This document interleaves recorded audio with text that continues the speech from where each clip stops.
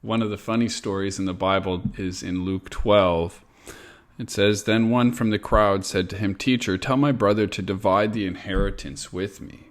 But he said to him, 'Man, who made me judge or arbitrator over you?' And he said to them, 'Take heed and beware of covetousness, for one's life does not consist in the abundance of the things he possesses.'"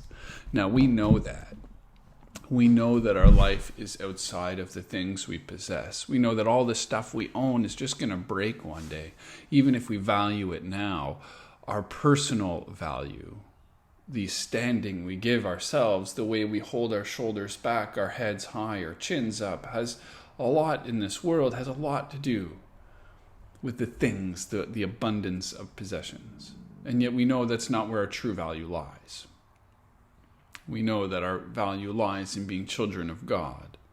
And those of us who don't know that it's children of God still know instinctively that our car is never going to be our value. We know that the clothing we wear will never really be our value, even if it helps us to show the world our identity, our characteristics somehow, if we're very careful about our clothing. What I would like to suggest today is one of two practices you can pick. For those of you who are quite minimalist already and you don't have a whole lot of clutter, you can take on the bigger challenge. And the bigger challenge would be this.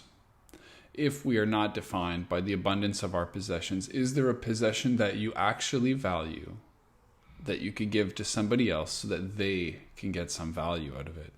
Perhaps it's a book that you actually like, that you actually might read again one day, but you can think of somebody else who might read it. Whatever the item is, you could try to live up to this idea of letting go of the possession.